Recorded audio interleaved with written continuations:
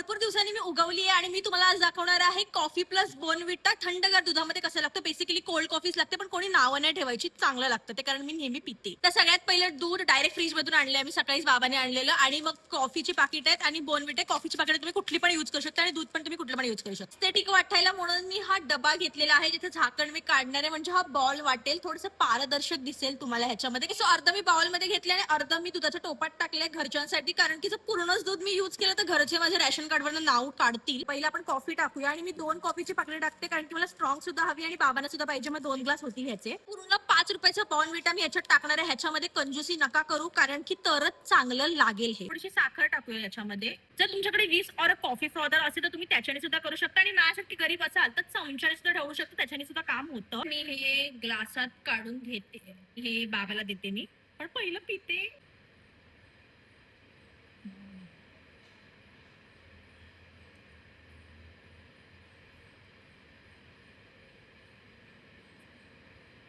थोडस अजून गोड पाहिजे होतं, साखर अजून नीट विरघळली नाहीये, पण माझा हात दुखत होता.